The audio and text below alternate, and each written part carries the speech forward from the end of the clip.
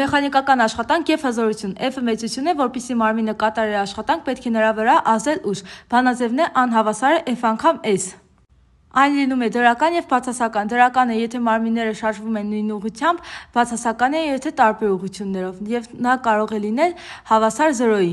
Հզորություն բանաձևն է N-ը հավասար անբաժանած T-ի։ Այն ցույց է տալիս, թե T ժամանակում ինչքան աշխատանք է կատարում մարմինը։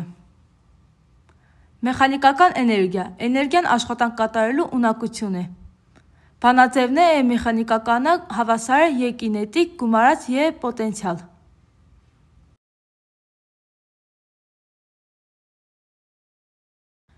Հավասարակշռության տեսակներն են կայուն, անկայուն, անտարբեր։ Կայուն է, եթե մարմնին դիրքից շարժելիս վերադառնում է սկզբնական վիճակին։ Անկայուն է, եթե դիրքից շեղեցինք և չվերադարձավ նախկին դիրքին։ Անտարբեր է, եթե շեղելուց հետո հավասարակշռությունը չի փոխում։ Լծակ պինդ մարմին է, որը պտտվում է անշարժ հենարանի շուրջ։ Ճախարակ պարզ մեխանիզմ է, որը օգտագործում են վերելակներում և վերամբարձ սարքերում։ Լինում է շարժական և անշարժ։ Շարժական է, եթե շահում ուժի մեջ տալիս է, անշարժ է, եթե շահում ուժի մեջ չի տալիս, փոխում է միայն ուժի ուղղությունը։ Ջերմաչափ լինում է 4 տեսակի՝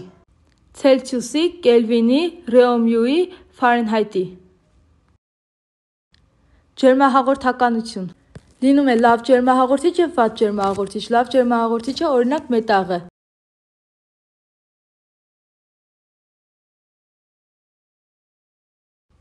Վատ ջերմահաղորդիչը փայտը։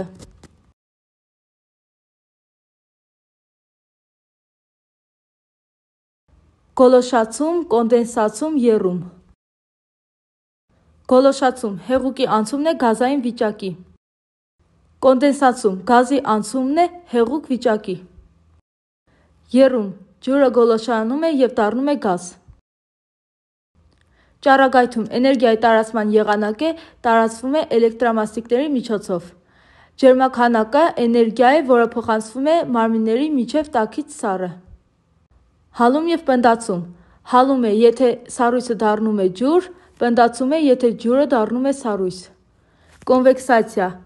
ջերմահաղորդման տեսակ է, տեղի է ունենում գազերի և հեղուկների շերտերը տաքանալու դեպքում։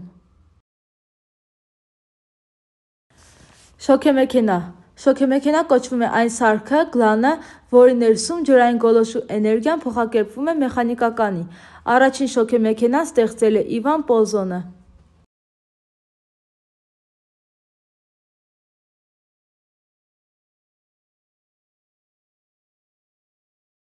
Վերականգնվող աղբյուրներ են նավթը, գազը, քարածուխը։ Չվերականգնվող աղբյուրներ են արևային էներգիան և քամու էներգիան։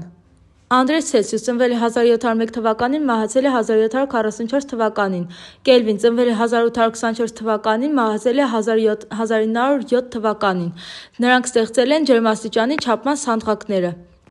Ցելսիուսը և Կելվինը։ Ռեոմյուր ծնվել է 1683 թվականին, մահացել է 1757 թվականին։ Ֆարենհայտ ծնվել է 1686 թվականին, մահացել է 1736 թվականին։ Ստեղծել են ջերմաստիճանի չափման սանդղակները, անվանել են Ռեոմյուր և Ֆարենհայտ։